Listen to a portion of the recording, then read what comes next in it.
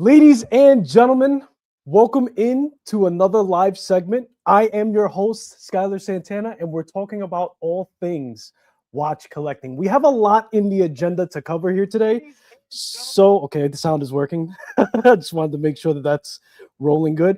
We got a lot to cover today, and we're going to be covering one of my favorite subjects, which is micro brands. But I'm also incorporating in my content, in case you haven't noticed, larger brands. And it's all just following how I'm collecting and kind of mimicking my journey. And that's what I'm showing here on YouTube. And that's the way we'll go about it. So the last video, which I just released today, was the Namoki. And I am a big advocate for watch building for a lot of reasons. I mentioned them in the video, but just to beat a dead horse, and we'll do a wrist check. Oh, and by the way, we have a surprise unboxing as well. It wasn't planned. It just happened to be in the mail today. So I'm going to share that with you guys as well. It's also another micro brand that sent their watch in. So this video is officially sponsored. But even before then, this would be a sponsored video because I luckily have watch brands support the channel by sending them in. And that's because of your support. So I graciously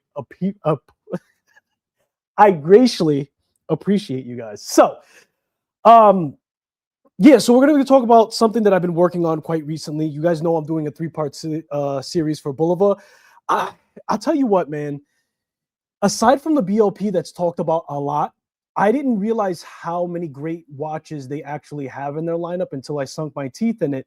And I didn't understand or recognize at the time the Seville, how loved the Seville is in the community. Because if it doesn't get talked about so much in these review videos, or not even a review video, even if it's not talked about so much in a video in particular, right? We kind of lose touch with it. And I love the fact that I was able to talk about watches that are being resurfaced, if you will. Oscar is in the building. Welcome in, good sir. Good evening, watch people, is what he says. So that's what's on the agenda. Big brand, micro brands, and then an unboxing, if you will. So as the people settle in, we'll get to the unboxing. The first thing that I want to talk about with you guys is the Bulova CURV. But before we do that, we have to do a wrist check. And I'm wearing my Mark Time M12. I love this watch. What do you want me to do? What do you... No, look, it was literally in the rotation lineup today, as in sometimes I track which watches I haven't worn for a while. I know, first world problems. But sometimes I pull up to the watch boxes and I'm like, you know what? This is the one I feel like wearing today, honestly. And since I put this on a new old strap, we'll call it, like how they say new old stock for watches, this is the one that we're talking about. Let's get a better lighting by shifting that over. And this is the M12 that I have now, and I have it on this strap that I had for the bronze case. We switched up the model not too long ago, so that's what I'm rocking. I did put a clasp on here to preserve the leather.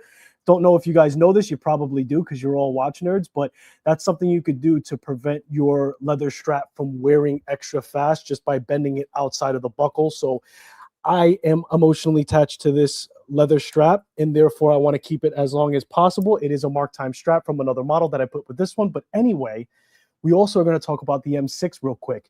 Why do you ask? Because I really do appreciate when you guys show me your wrist checks, or when you show me new models that you add to your collection. And that's exactly what I want to showcase to you guys. First, Spectre Control is in the building. What's going on, brother man? So let's switch screens as I'm rusty right now. Let's see. So we do get a wrist check from my man over here. And this was from Casper.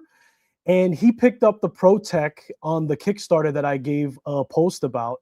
And he gave us some wrist shots. So fantastic, man. Congratulations. And as I did before, I related that to a G-Shock. And he actually had a G-Shock prior and felt the same way when he compared it to the model that he had. I have my Pro Tech right here. And just for you, Casper, so you know, I know you mentioned that the rubber strap that you received is stiff.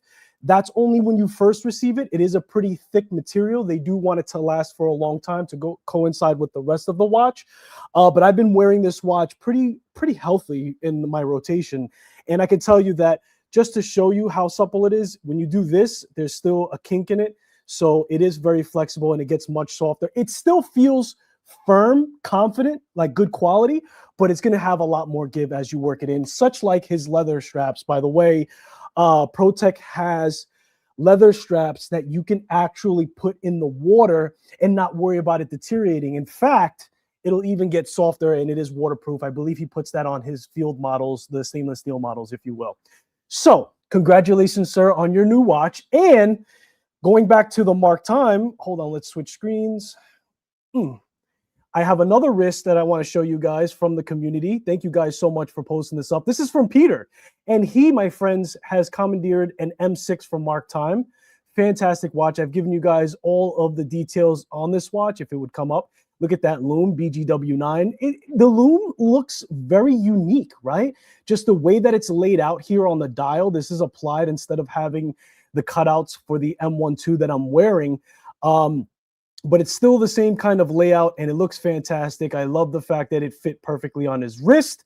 So congratulations, Peter, on it. And he actually loves his model. You guys can check out the post if you have some time and send your post in. As a matter of fact, I have to hold myself accountable. I will be posting more of my wrist checks daily in the community tab. This is exactly what it is. It's a community channel. And I want us to all share what our wrist shots are. Eric Mack is in the building. What's going on, brother? How are you? Welcome in. Settle in. Nick Figueroa too, man.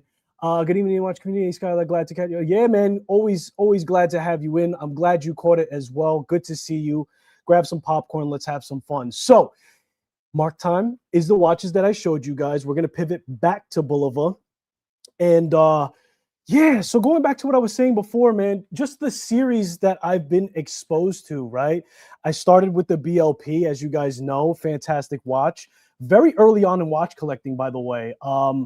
When you want to talk about, you got to use air quotes here, affordable, right? Because anything like $100, $200, $300, it just depends on anyone's situation. But it's generally considered more affordable. I haven't worn it on this strap, by the way. It's the first time that I've ever put this strap on this watch. I've mixed and matched. You guys have seen that I've put the Long Island watch bracelet on it as well. It's a game changer for it, and I've explained that. I'm not going to beat a dead horse, but the BLP is very, very much talked about for very good reasons. It has that story aligned with the mission to outer space and how the person's watch failed, and that's the one that they pulled out. So it's the other Speedy, if you will.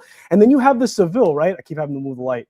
And then we have the Seville, which is, listen to me, and I'm pretty sure you guys will agree, they need to make more models with this movement, having that smooth sweep in the seconds hand. It just bridges the gap for watch enthusiasts to have that.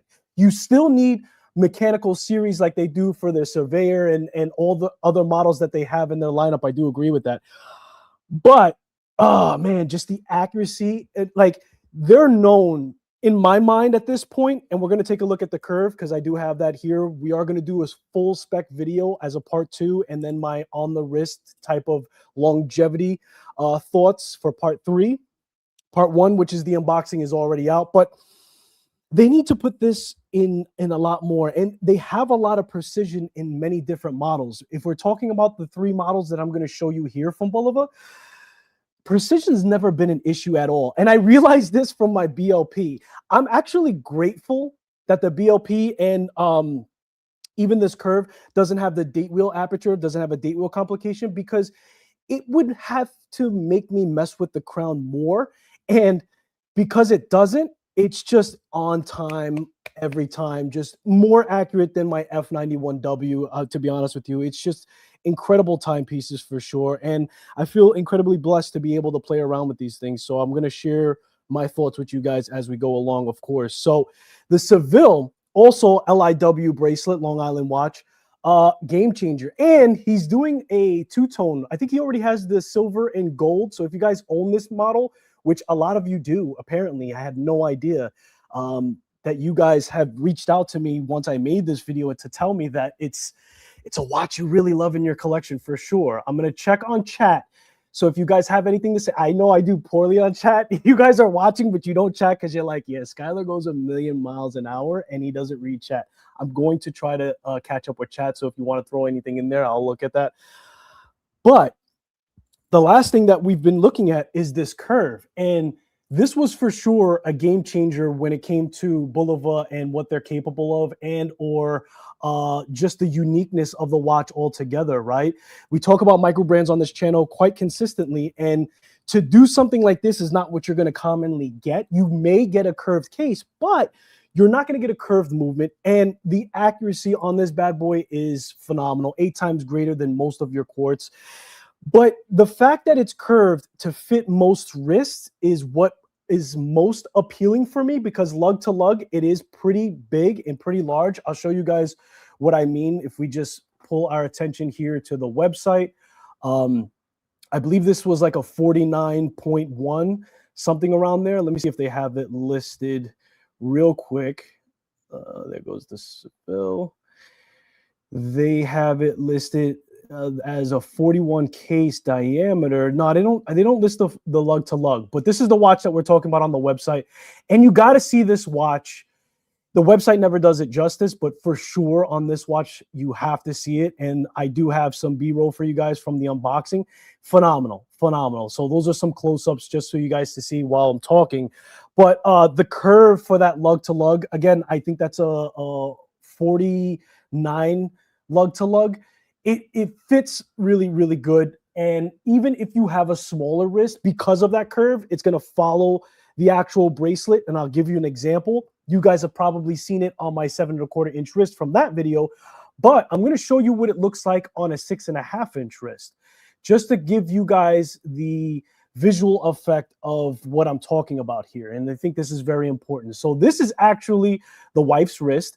And by the way, she's on Watch Crunch now. So if you want to follow her, you can. She's putting her collection out there and being active in the community, low-key becoming a watch enthusiast. But she has a 6½ inch wrist. And as you can see here from the photo, still fits for her wrist. And pay attention to that top corner there. That's where you normally see the overflow from the lug to lug, right? But because it's already turning down into the bracelet, she could still get away with this. So a watch like this in this caliber, it's an incredible option for you if you're looking to have because a lot of people will tell me, man, I wish I had the wrist for that. It's a 42 millimeter, which you have to pay attention more to the lug to lug, but the curve to the case is going to help you fit for even a 6½ inch wrist. I think that still fits on her wrist for sure. And if you're somewhere in between that space of 6½ inch wrist to 7¼ inch wrist like mine, and I'll show you guys what it looks like on my wrist, this is no problem for me. In fact, the BLP is probably a little bit harder to pull off for me. So this is it on my 7¼ inch wrist. Let's get closer. Let's get lighting. So this is it on my 7¼ inch wrist, right? No problem, obviously. But I showed you guys the 6½ for a good reason and how that can still be pulled off, in my opinion. But she ain't getting this watch. So that's that. And the BLP is also a massive watch, as you guys know, as I look for it. Massive lug to lug too. But with that Long Island watch bracelet, it really was a game changer to helping it also fit on my wrist too. So, you know, do what you got to do. That's all I'm saying. What are we talking about? Bulova is such underrated. You know what? Watch addict. You're absolutely right. And I think I understand what you mean when you say that. I think that because here's the deal. Bulova's often at Wind Up, New York, right? And I believe they're New York based in the sense of their design team has always been in New York. So therefore it makes sense. But I love the fact that they show up to the shows. They're very interactive like everybody else. And I was excited to talk about them more and bring them more to the forefront if I could. Because of that reason, I also think that they're massively underrated. In fact, the curve in general, dude, like from my first unboxing video, I specifically mentioned that I gained pathway into learning more about how the curve has been received into the community. And every single post I came about not only said that watch is underserved in representation as far as being talked about or doing video on, but also they extremely appreciated the watch. They love the watch, and it's forever going to stay in their collection. So I was extremely excited to be able to talk about it. What I like the most probably from this watch, and I don't want to take anything away from the precision or the other aspects that you guys are going to get from the deep dive in the specification video. That's going to be a part 2 to this. But the way that they changed the design of the bracelet, number one, the bracelet feels more premium. Overall, there's a smoothness to it. There's a heft to it. It's well done all the way on the finishing. But the quick release system that they put on this, I think that was one of the bigger hangups that people had in past models. They still loved it, but at the end of the day, some of them were also fixed into the watch too. But now you have this quick release system that's extremely easy to use. I could probably even put it back. Look how fast I did that. That is super convenient, and it still looks like it's almost a fixed lug at the end here. So it gives you that integrated style type of feel, if you will. What are you guys saying in chat? Let's not let it get away. You watch, I saw the other curve from the Bulova, and but this one you're showing. And you know what, Oscar? You're right on time in saying that, because they also have other models on their website, and I'm going to show you guys what I mean. They have this 10th year anniversary, which is the one that I have been presenting because it also comes with an additional strap. But they have added new colorways to the lineup as well. You have this blue, you have this green over here on the right that have the same style and everything else. So those are new colors that they add to it if you want to have something aside from the brown, if that's the only hang up that you have. So go after that. But I also like the 10th year anniversary, and I like the additional strap that they gave. I'm going to give you guys a greater look at it in the next video that come out. I'm going to take my time with it. I've been trying to add almost everything I can because, again, I feel like also that the watch, the Curve watch edition especially, needs to be talked about more. So I'm digging my teeth into that and making sure I give you guys all the finer details. Hopefully Intersect returns. I really do hope that they return, man. I had a fantastic time at Intersect. I don't see why not, other than them wanting to test the waters. See, you got to understand, if you saw my interview with Wes, he's trying to spread the love. He's trying to bring excuse me, just getting over a cold, by the way. I was down for a week. He's trying to bring the watch community to underserved cities as well, right? Where there's not as much shows going on and there's not many things being presented in the same way. So I love how his mind is working as far as spreading the love. But I really do hope that they do return to New York as well. I had a fantastic time, and I could only see that show growing bigger and bigger for sure. But it was nice and intimate, and I had a great time. And if you guys want to check out that video, seamless plug. They pay attention to all the details, not just the movement or the.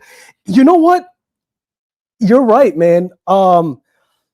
As I was doing this specification video for the Bulova CURV 10th year, I realized that there are a lot of details in the dial. You're going to see it in my video. That's the best way because I get the close-up shots rather than me trying to show you here. But a lot of things were applied. A lot of depth was applied to the dial itself that you're not going to see or appreciate the way you really should. And the design factor from the case to the dial to the bracelet just all meshes cohesively.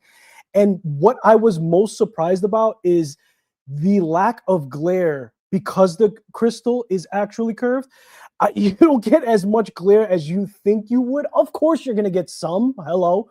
But the AR coating on the crystal underside is fantastic. And I'll tell you what, man, even in direct sunlight, you have no problem as far as legibility. I'll tell you that much. You could see right through it. From the Frank Sinatra collection. Yes. Yes, so true, man. Bulova has such an iconic history, long history, 100%. BLP, Accutron, yeah. And I'll tell you what, Accutron, as you guys know, is on my radar for sure, heavy. In fact, I'm really been holding off the horses all year round just to sink my teeth into the space view. So I'm actually going to an event that Accutron is also hosting as well. So I'm really going to do my due diligence to take a look at their Space View 314, I believe, and also some of their other models, and just really just the innovation inside of the Space View is the Space View DNA is the one I'm talking about, is incredible. I actually have that website here, so we'll probably pull that up too. Bulova versus Seiko, who wins? You know, you can't do that, Spec, honestly, because I feel like you're talking about apples and oranges at that point, right? I feel like you go to Seiko for one thing and you look at Bulova for another. I don't think that they are like tit for tat. I think that they give off a very different vibe. Very different vibe. Means more than citizen brands, affordable. Let me pull up so you guys can see what I'm reading. Miles ahead, Seiko and the QC department. Yeah, that's a good point. That's a good point. Attention. Yep, that's a good point too. That's a good point too. And you know what? What's crazy about that is that they're still loved after the fact. You know what I mean?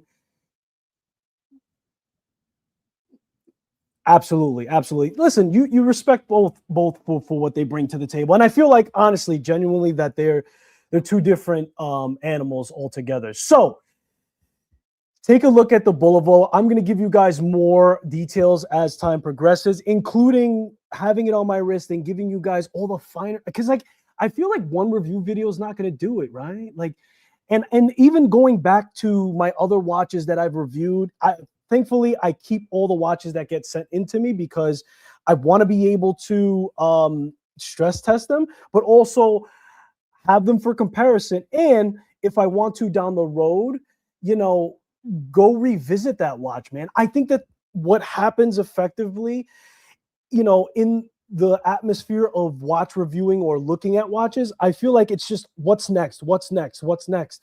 I think we need to slow the horses and even look back to watches. There's nothing wrong with bringing and presenting something new. I'm going to do that here with a couple new releases that we've seen from Chris Ward, Erebus, and JackMason.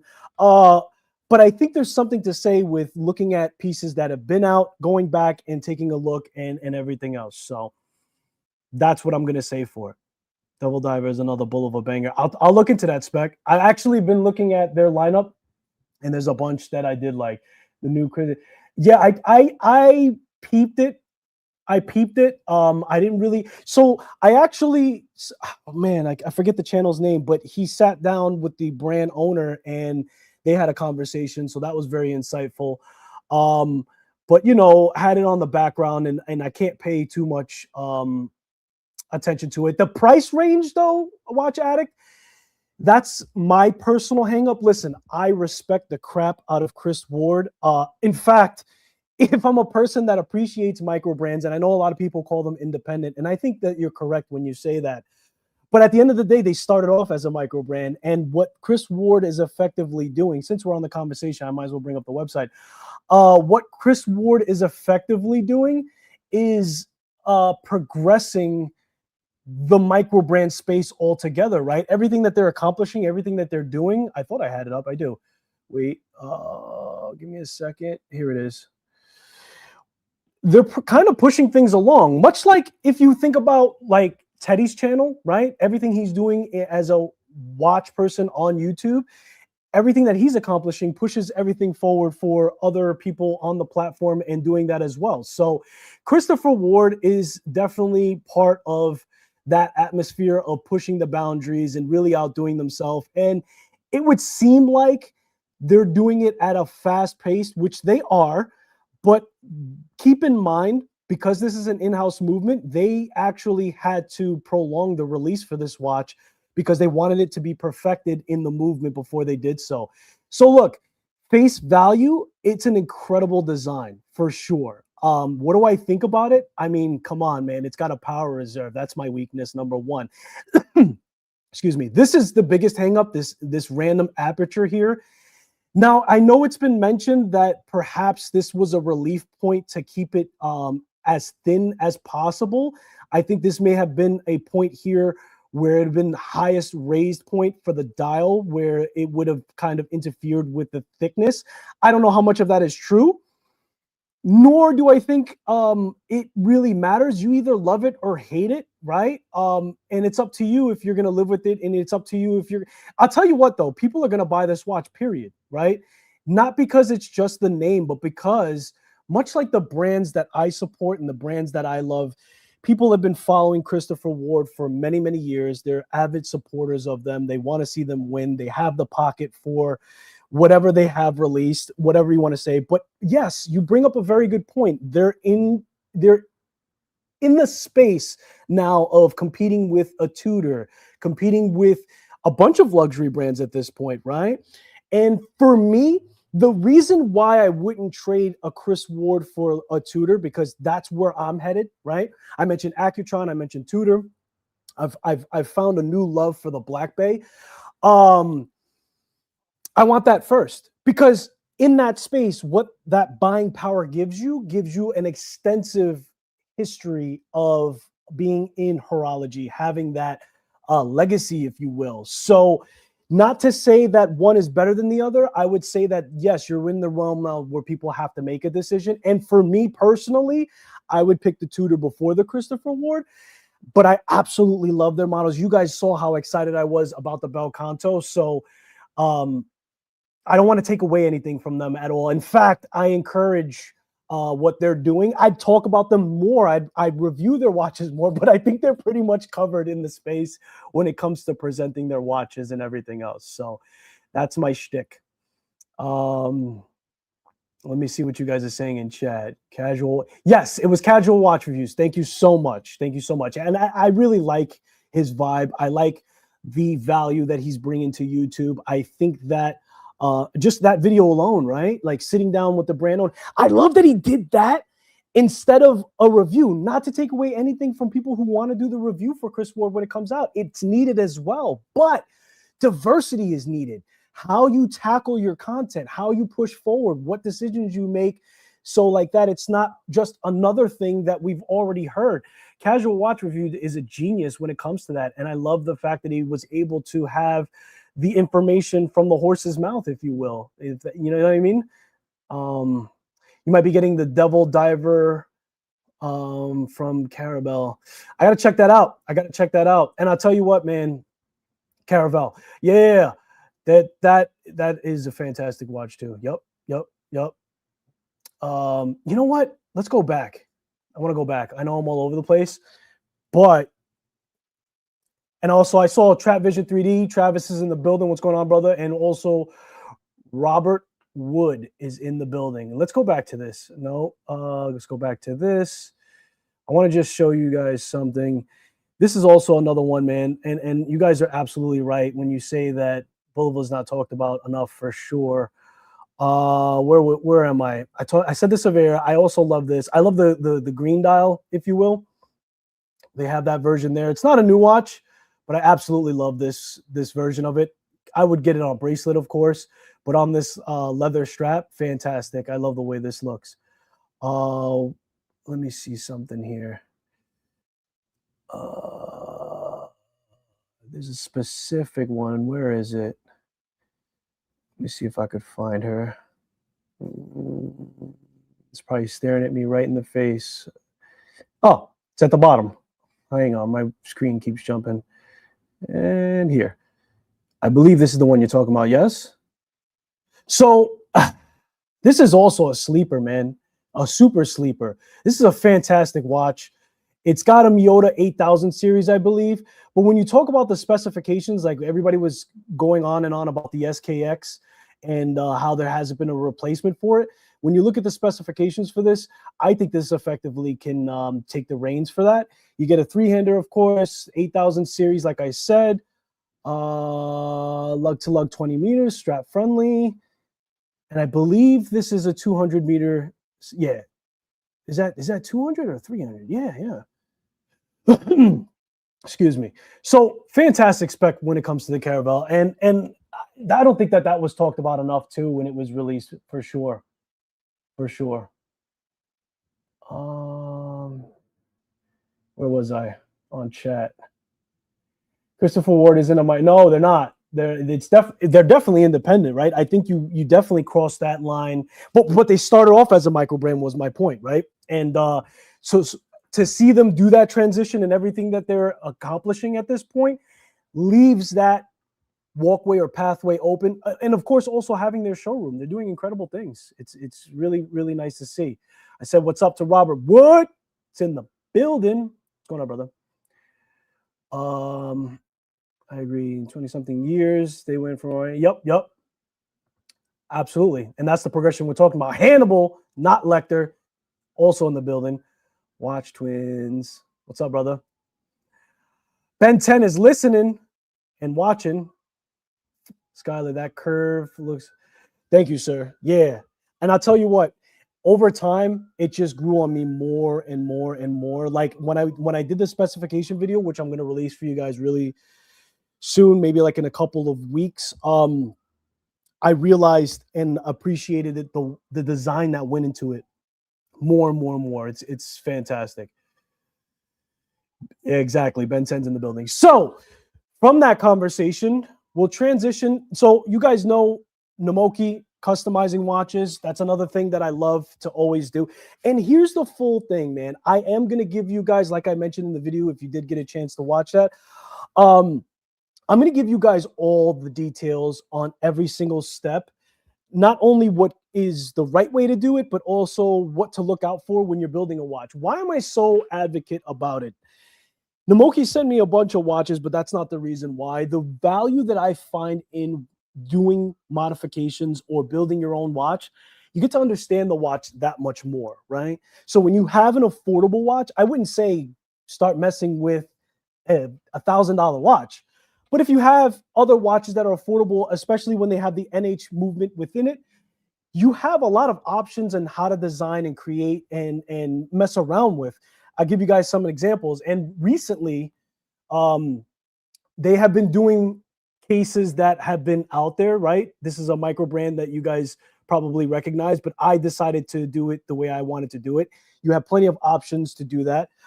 This is the pole router. You guys are probably familiar with that kind of style. This is how I decided to design it. That's another fantastic option. And then the SARB, right? The one that got away, the one I couldn't sink my teeth into fast enough. Now, they have the new versions available, and I'll probably eventually get that, but I'm still able to enjoy this design, and I was able to build it myself. And what you get from that is you'll eventually get into regulating the movement as well. That's a lot easier than you think. You'll be able to, if a hand falls off your watch, take your watch apart, put the hand back on. Again, we're talking about affordable watches only. Service, simple services to your watches, right? Even if it means re-greasing the gasket.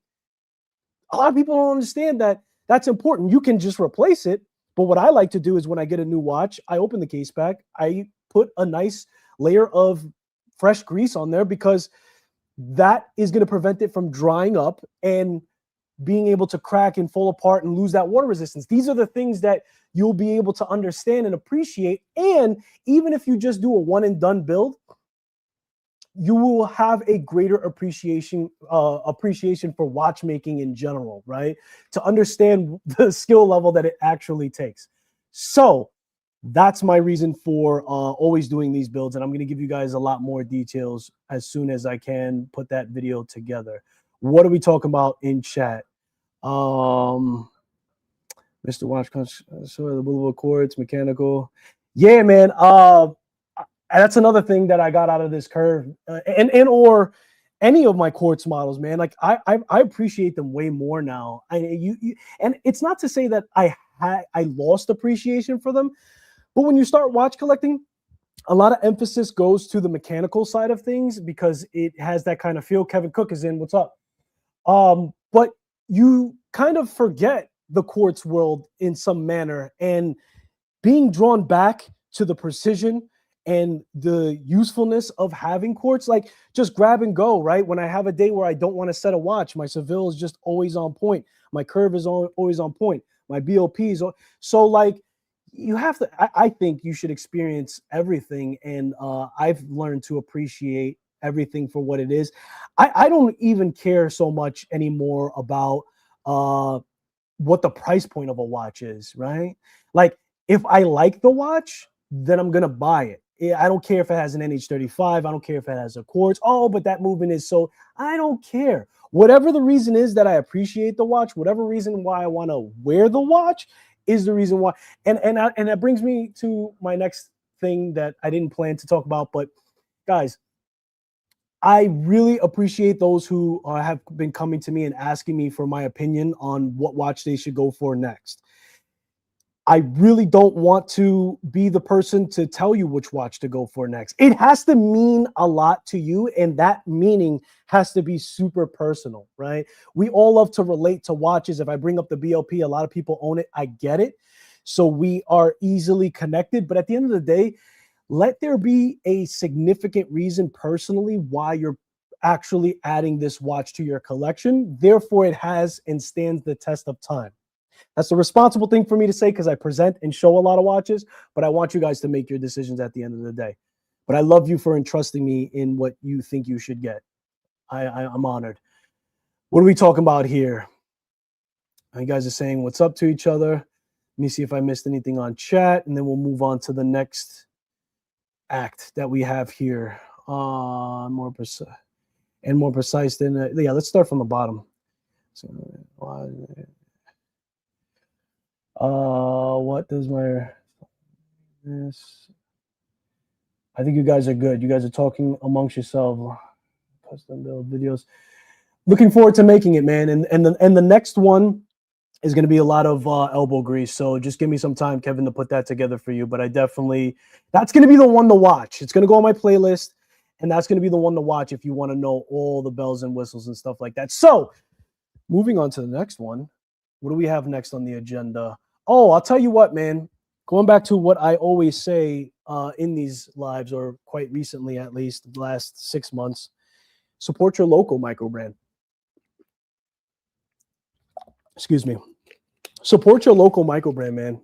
You guys know that I own the Long Island watch. I have it here. I could show it to you.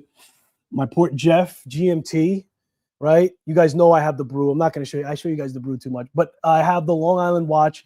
The brews are over there in the main box. Unless you want to see it. My next micro brand that I'm focusing on and I'm looking to build a relationship with is Hemel.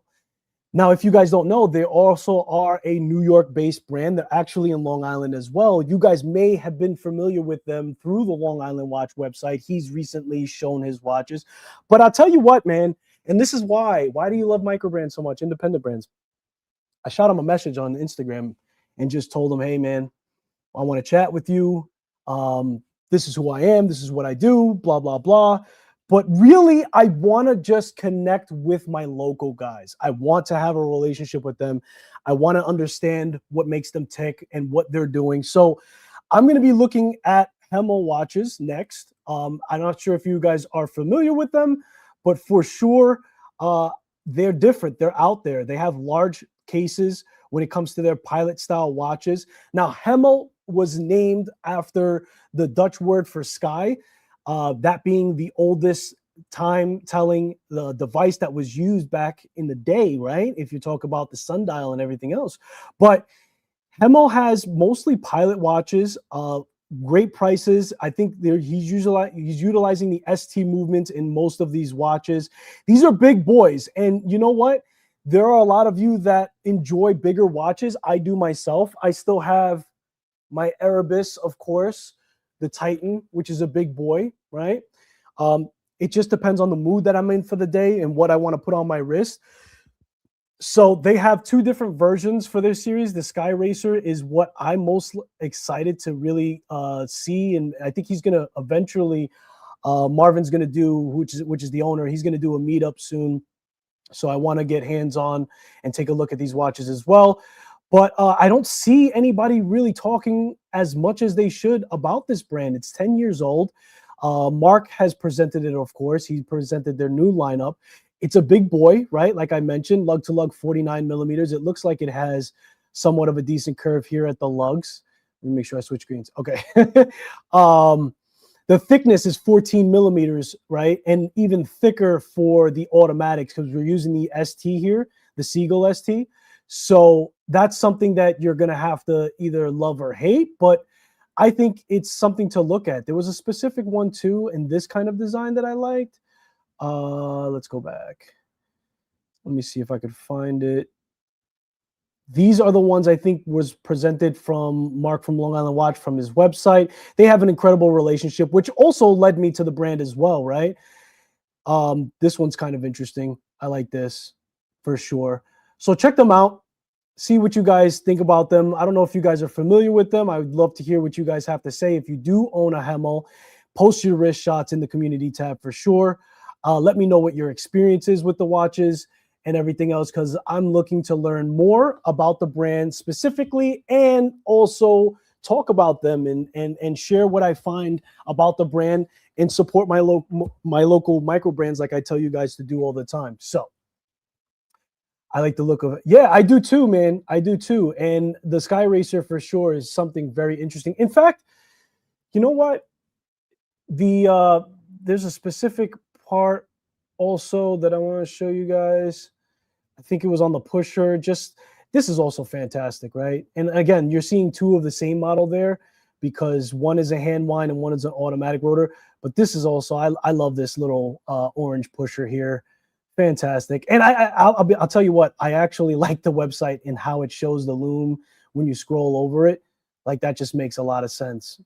And very easy, very user-friendly, if you will. But I want to learn more about them. I want to look into them. I had a fantastic conversation with Marvin over the phone. We spoke for maybe half an hour, 40 minutes, and he just gave me the whole backstory. So we're going to put that together, and we're going to talk about that a lot more. And you have to support your local micro brands, like I always say. They're not a new micro brand, actually, Ben. They actually been around for, I believe, 10 years. 10 years. 2016 is the official launch. I believe 2012 was the concept.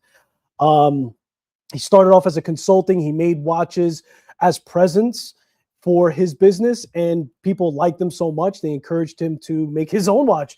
And so 2012 was the concept. 2016 was the launch, Kickstarter. And you know, just the fact that, like how you said, you know, you thought it was a new micro brand popping up. It's been around for 10 years. So that's exactly why I think it'd be great for me to talk about it and get greater details to give you guys, you know.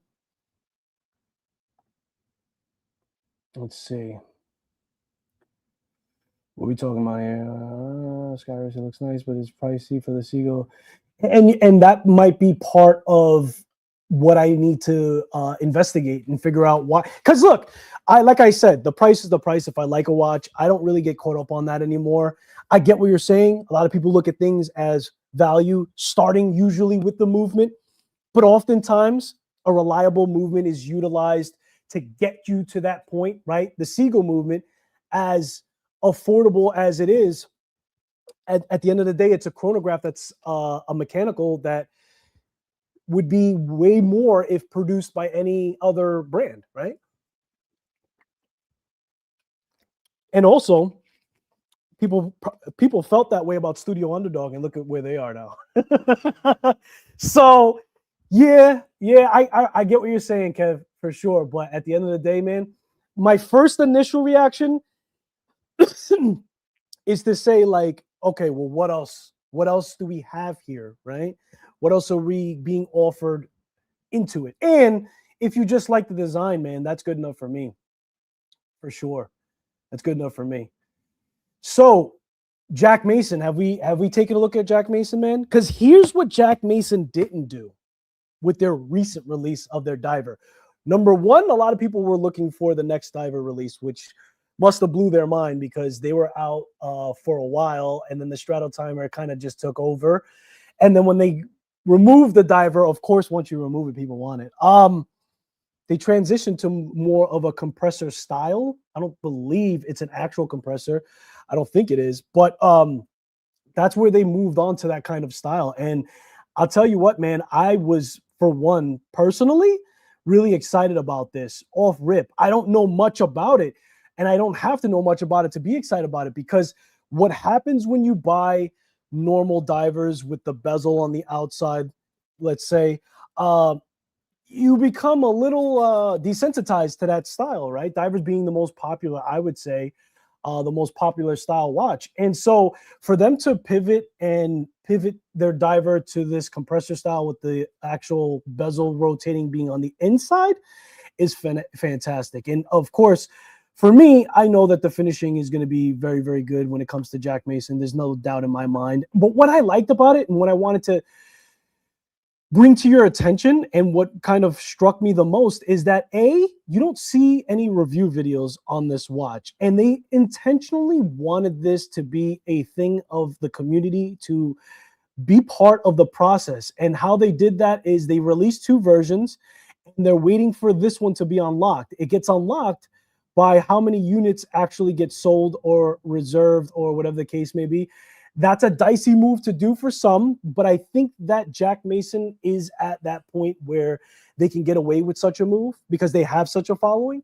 And a lot of people are going to believe in the quality and what they're going to receive. And I'm sure that they're showing it at the shows. Like JackMason does a lot of shows. They were at Intersect. Fantastic. I don't think this diver was there, but then again, I'm an airhead sometimes, so it may have been right in front of me. But the point is this. I dig where they're going with this diver for sure. In fact, that style was going to be my next move if it came to a diver. I want to get an internal rotating bezel, whether it be an actual compressor or not. I mean, if it's a compressor style case, it's going to be way more. I don't believe it is, but it's the style. I like the colorways that they chose here. And I think that they're going to be very successful in this diver, much like many of their watches. Love the big robust crown that they have presented, both for the actual time setting and for moving the internal rotating bezel as well. This is 200 meters. Let me see if I could pull up. Is there a way to click into it? Let's see. Watches. Let's do this. And that brings me back to the same place. There's got to be more. Here we go. Let me see. So they're doing like a crowd-funded type of thing for the other third colorway that they're going to add. And I believe that there's going to be even more colors as well. What do you guys feel about this? Is this some, I like this, the hour hand that they chose here too, to be honest with you. Fantastic. Fantastic. 200 reserve, 2 different colorways. Orange was a smart move for sure. I think that orange is very sought after for diver styles in general. Very good move. And they're calling it a skin diver because of the actual thickness of it, right? We're talking about 10.8. Also a good move. And I'll tell you what, something that I do know is that JackMason is effectively applying their specifications of having things regulated and having the hardness coding. They're doing that moving forward in all their models. So more power to them. I'm a big JackMason fan for sure. I think it was a good move for at the end of the day. So I like JackMason. I like to get it. Texas. I like them as well. Fantastic brand. I did mention also the Erebus release, the 24-hour. I've obviously watched some videos on it. I've taken a look at the website. Always got to mention Erebus. That move was very, very smart to do a field watch, but not just do a field watch, also introduce a complication into it that is not seen as often. They did mention that they got that idea from an older watch, but I think that this was a strong move from Erebus for sure. A lot of people were kind of waiting to see how they develop and what way and angle they decide to go in. I think that this is a very strong move and a very strong angle to take, because what you're going to expect from Erebus when you purchase their watches or when you're looking at them is all of the bells and whistles and the specifications, whether it be the quality of the bracelet, whether it be the finishing and all that other stuff. Like right out of the gate, Jody and Steve made sure they provided that before growing into their brand identity. I think part of their identity should be much like this. I think this was really, really smart to take something and give it a fresh new look. It's just something that we don't often see. So effectively, all of the hour markers in the Erebus are apertures that are going to shift over for a 24-hour time once it gets to that point. And I'm not sure if they show that here. He's done a video, so I'm pretty sure you've seen that, but you guys can see it here. You know, after the 12, it'll switch over to the Army time. And on a field watch, that makes a hell of a lot of sense. And I congratulate them for being able to produce such a thing. I love the white. The white's fantastic. And like they normally do and how they like to test what's going to work in the market and what people are going to like, they have a bunch of different colorways. I believe it's 10 different colorways per 38 option or a 48. It's 48, a 38 option or a 40 millimeter. So that's fantastic. Fred is in the building. What's going on, Fred? Thank you for joining us. Erebus hit a home run. Yeah. And with the movement too, right? It's a 9000 series Miota, but it's modified to do that changeover. It's just such a brilliant like that. If I had to talk to Jody or Steve, I would say that, dude, I know this probably took incredible amount of time, effort, and all that other stuff. I understand. Very painful. But this is the way. This is how you do it. And you don't have to do it every single time, but this should be your shtick, man. And if we're talking about value, for the price point that they're coming at $500 pre-order, and I believe it's going to be $600 after the fact, it's just really smart, really smart. And I congratulate them for thinking of it and for doing it and for bringing it. It kind of reminds me of the Vario gem cut, how bringing that back into the picture, right? I have that as well. Hold on. Yeah. My Vario gem cut dial that you guys see here, the faceted crystal, if you want to get technical. Very smart. And then he put it, I showed you guys this before, he put it on like that stretchy, brilliant. But going back to Erebus, yeah, man, that was the move right there. That was how you start off 2026. And for sure, I think that watch is going to do phenomenal. Novelty for the 24-hour old school, but overall not for me. And that's all right, man. If it's not for you, it's not for you. But I'm pretty sure it's going to be for somebody out there looking at it and trying to get something different in the field watch. Field watch in general, I feel like out of all the categories, I feel like field watch is pretty hard to do and stand out, because everybody that has that A11 spinoff and everybody has their version of it, aside from a diver, which everybody jumps into. But having this complication for sure raises the bar and is a very good thing for micro brands overall, for sure. And, you know, I like having a lot of options when it comes to all of the different iterations, for sure. Oh, I forgot to show you guys this. This is an actual picture in case you want to know. I mean, you could just watch the review video that I did, but Namoki actually used photos that I provided. So if you wanted to see what my latest build looks like, that's what it looks like. But you can also watch the video. I probably should have put that tab sooner, but I'm rusty. It is what it is. Yeah, the white one's my pick as well, dude. The white one, I know I'm bouncing back and forth, but the white one from the Erebus, I think that I was looking at this, and I'll tell you what, Fred, I'll also say that the white 38, since it's a field watch, I want this to look more like a classic clean. Like, look at that. That's just clean. That's just super clean.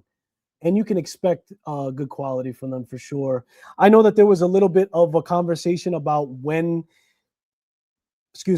this actually turns over. I think they a lot of the reviewers that did their thing for the video had said that it was turning over at an hour after or something like that. But I'm pretty sure once they get the production models out there, and I love the fact that they brushed this all the way. Fantastic. It's a field watch. You know, you want to take it out. You want it to be rugged. You want to beat up, but man, that's super clean. And I'll tell you what, this this pop of color here, absolutely fantastic. Absolutely fantastic. Just a good option. And that's throughout all of the collection for sure. So he thinks it fits better into the Flieger style than the field. I can see what he means. Yeah, I think it works for either one. I think it looks cool and clean for the actual field watch that they're displaying here. And again, I personally would go more for the smaller 38 size, personally. And I could easily pull off the 40 millimeter as well. But yeah, I think that's going to be that would be my pick. The all white is super clean, and then of course, you know, even if you go blue, I mean, these are the Jody is a guy who knows about details. Like, can you imagine if this had white underneath? That would be a no-go. But they matched that up flawlessly with the aperture and the date wheel, or I'm saying date wheel, but you know, the wheel that's changing the numbers underneath. Super clean, match to the dial color as well. So absolutely fantastic. What else did I have for you guys? Oh, the unboxing. All right, we got to do the unboxing. I do have a. Do they offer it in a bracelet? I don't think that they do offer it on the bracelet. To be honest with you, I haven't seen one, nor do I see one on the website. That'd be kind of cool, actually. You know, you bring up a good point. If this had the bracelet, and we all know by now, you know, you're gonna get a quick release on the fly. Maybe down the road, maybe not. But you got to remember, right? I think that this is the point. Bird's eye view. Take a step back. We're too close to it now. They always want to come into the market, whether they're giving you a complication that's not normally used. They want to come into the market at a certain price point. Now, how much is a bracelet going to add to the underlying? I don't really know, right? But I do know that they probably felt like this was already pushing it at its button at the core, even though it's a modified Miota series on a 9000, by the way, high beat. It's going to add to the price. It's inevitable, right? But also, Erebus is new enough still to want to make the waves that they want to make. Not that they haven't been making waves, because they absolutely have, but bigger waves creates more motion and gives you more eyes on your brand and will pay you down the road, you know, because at the end of the day, it's a business and they have to make money. And in order to do that, they have to build their customer base. They have to build their loyalty. This was a good move. It doesn't have a bracelet because they probably wanted to be at a price point, but I do agree that a bracelet on this would be phenomenal for sure.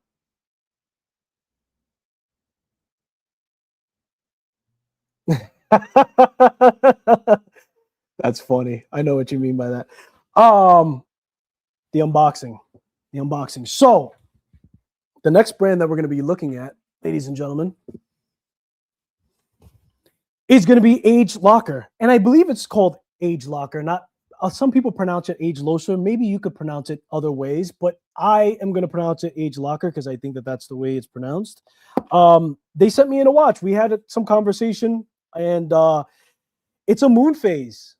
I haven't owned a MoonPhase before. And I'll tell you something. Why did I chose? So this is also a micro brand. Yes, original design. They actually have a movement within it as well that I believe they modified, right? I don't think it's built from the ground up. But this is the one that I went with. I don't know if you guys seen this yet. So you have the dressy style. It's a MoonPhase complication that it's in it. That MoonPhase, which is the biggest part here on that MoonPhase, it's really, really big on the dial itself. It's on a disc that rotates. That's how they accomplish it. It's incredibly accurate to having that MoonPhase as well. There was a lot of upside for me to want to take a look at this watch. And I actually decided, I asked them if they'd give it to me on a bracelet for specific reasons. Here's what you're going to get out of me from the review and from me looking into this watch, right? Number one, most people, when they did the review, they didn't choose this dial colorway. So you'll see some great pictures of this up close, even better than what I'm showcasing here. But also the bracelet was not much of an option out there for when people looked at this watch. So what I'm excited to do for the most part, we talked about longevity. We talked about doing reviews and taking a look at the watch down the road. Now, I want to effectively test this movement by keeping it in a watch winder, right? I don't normally use watch winders for my watches. We've had that discussion before. I don't think that you should leave a car idling. You're either driving it or you're not. That's how I feel about it. However, because this is tracking the actual moon phases, I want it to continually run so I don't have to set the moon phase over and over again. What that will effectively allow me to do is to test a micro brand that's producing a movement and making modifications for it to be adequate enough to track set moon phase. So that is going to be my deep dive when it comes to this watch. It's going to be a longevity thing. I'm going to keep it on a winder. I'm going to test the movement's accuracy from now to months down the road. So you're going to hear a lot from me. I'll probably produce a lot of it on this live stream where I'll talk about it and I'll bring it up again with you guys and track how it's doing. But I'm also excited to look at the actual design within it because they are an original design. They are and give very much so the feel of a micro brand rather it being something just slapped together and everything else. So this is the new watch in. As you guys can see, it literally came today. I didn't even have time to take it off the plastic. But I'll tell you what brought my attention to it the most. Let's bring up the website. so I can show you guys, and you guys can look at this as well. I'll add all the links to everything that we talked about here after the fact. I didn't have a chance to do it. I was also supposed to get hands on the strap as well, but I didn't see that come in. I'll reach out to them to see if they want to send that as well, just so I could give you guys the full overview. But what attracted me the most about this is, in fact, the movement, and that's something that is often talked about. In fact, it came up in this live stream multiple times already, and this is beating at 28,800, right? But you can see how they compared it. Let me make sure you guys can see that. Yeah, they compared it to Longines and Rolex's movements, right? How Longines uses the ETA and the Rolex has their caliber. Now, we're not comparing here the components itself. We're comparing the performance specification feedback that they're providing and everything else. Because if we look at how Longines or Rolex is manufacturing their movement components, especially when we talk about Rolex, there's really nobody that can compare. I mean, I've seen Rolex be disassembled, clean, put back together. I've disassembled movements myself, put them back together multiple times, not on calibers anywhere near that. But when I tell you that Rolex components to their movement, literally, it's almost like the movement puts itself together. It's a phenomenal how the bridges and the wheels and every part that you're assembling just goes into place. And there's just a watchmaker's dream when they're putting it together. But that just tells you how well these pieces are being manufactured. That was the point. But what we're looking at effectively here, power reserve, right? Bidirectional plus or minus is pretty tight, you know. So these are the things that they put into their movement. That's the actual MoonPhase full piece. So you will see that full size moon, if you will, on it. They loomed it as well. There's a lot going into this, and it is a unique look. It is a unique design. They're even go ahead and they're putting their mark on the crown itself, right? They have a sapphire sandwich, if you will. So there's a lot of things going for this watch, and that's the reason why I was very interested. 500 hours of crafting. Oh, there was another thing I wanted to show you, just to lean more into that micro brand type of feel, right? Here's the person that designed it, and this is a person that worked for Zenith and a couple of other companies, right? Parmigiani, Gucci. So this guy is an actual designer that put this thing together.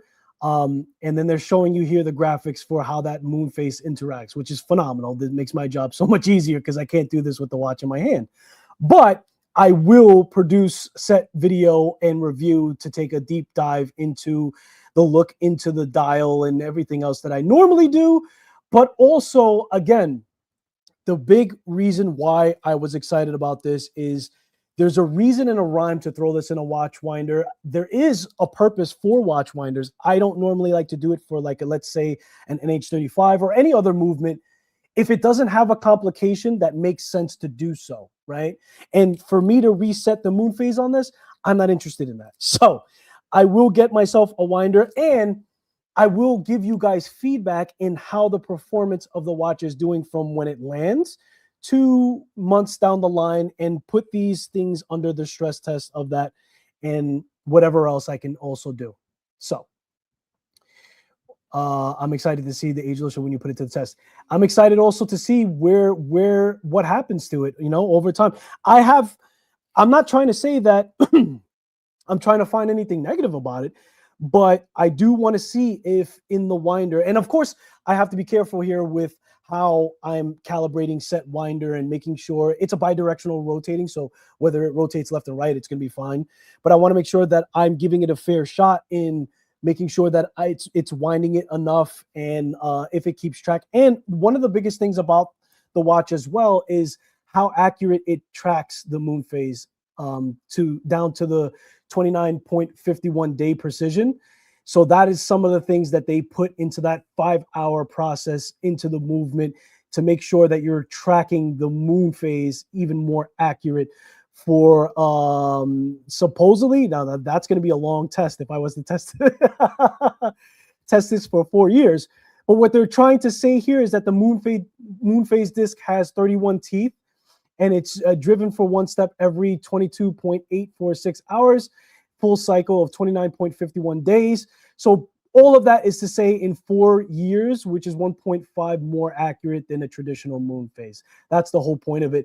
They put a lot into the movement. Here's the specifications if you want to take a look at it. I'll leave a link after we get off this live for you guys to see the full rundown. I, of course, am going to use my own calipers to make sure everything is up to par. I love the fact that the thickness is only 10.6. Look, this is how I like to do dress watches. I'll give you an example. When we look at the mark time, right? Look, there is different kind of styles that you can go with when it comes to a dress watch. For me personally, I'll tell you what doesn't work for me. And let me explain before you cancel me. I gave away my Bambino. That wasn't for me. That kind of design where you have skinnier hour and I want to make this abundantly clear. The Bambino is a phenomenal watch, okay? And when you talk about value, but even outside value, it's so beautiful. It's a beautiful watch. It's a great entry, and whatever you want to call it, entry level, whatever. The point is that it's a good watch and it's relatively affordable, and the movement is considered to be in-house by Orient. However, I don't like the thinner type of style when it comes to the indices, when it comes to the markers. That super dressy look just doesn't work for me. I like big, bold when it comes to dressy. And with this mark time, he has everything polished. So, I mean, there's no secret as to why I would also be attracted to this MoonPhase. It gives me the same kind of feel. They have a lot of brushing and they have a lot of style to the actual dial itself. So I'm just trying to show you guys what it looks like. I know I have all the plastic on it. We're going to get into it. But also, one thing that we have to right away recognize is that they decided to delete the seconds hand. And that's either going to love, hate. You're either going to like that or you don't. I get it if that's not your thing.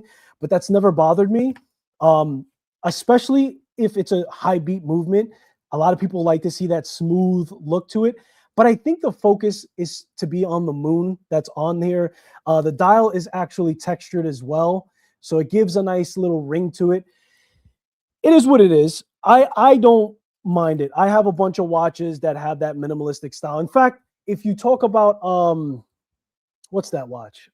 Oh man, it's killing me. Hold on. If we talk about somebody help me out here.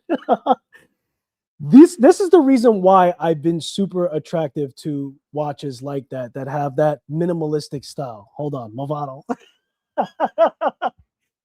It's hard when you're live, man.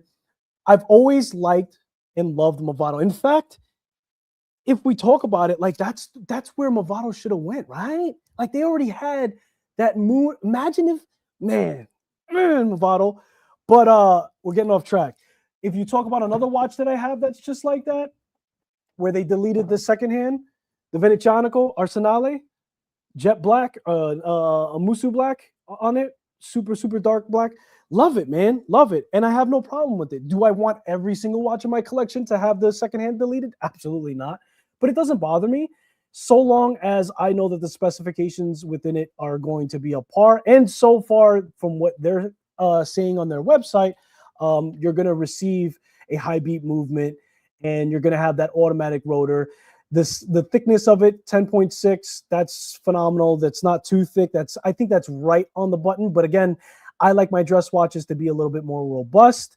They have all the measurements here on the left for you guys to take a look at. It's a strap monster being at 20 millimeters. It's 47, so you got to make sure you have that clearance. There is a curve to the case as well, so you don't have to worry too much about the 47. It is going to curve down as well. But at the end of the day, you have to have that kind of lug-to-lug wingspan, if you will, to fit it onto your wrist to make sure. You're right about Movado missed an opportunity there. And you know what? Who would have known how crazy watch enthusiasts would have been for that type of style? If Movado would have did something like that, that would have been game over in a good way, if you know what I mean. But, it is what it is. We have a lot of these micro brand options to get that going. And yeah, I'll tell you what, first impressions, I am impressed with the design that they put into it, which they're very original when it comes to this. So I consider the Agelocer to be a micro brand off the bat, especially with, and you know what? Had this been any other name that you probably recognize a little bit more, like Christopher Ward or anybody else that did it, there'd be a hell of a lot more attention to it. And I'm not interested in just that. I'm also interested in the people that are doing it and should be recognized for it. And I'll tell you what, man, I'm just looking at the finishing. I'm already pretty much impressed. They did go with a push deployment. They did go with a butterfly deployment on this. I already peeped that there's no micro adjust, so that's already a little bit of a misstep. But we'll get into it. We'll get into it. I'll get into all the details. But it feels hefty. It feels well done. I haven't felt the finishing because I still have the plastic on it, but we'll get into all of the. But my point was this, man. If any other micro brand that we were more aware of did this, it would be talked about a lot more. So I congratulate them for this original design. I congratulate them for doing the things to the movement, actually hiring a designer. So you know, China is coming in very strong into this micro brand space, in my opinion, and I think that they also need to be recognized and talked about more. The 3D printed titanium mesh, that is. I was telling my wife about that not too long ago. It's like a cloth. It's I hope one day I can touch and feel their bracelet.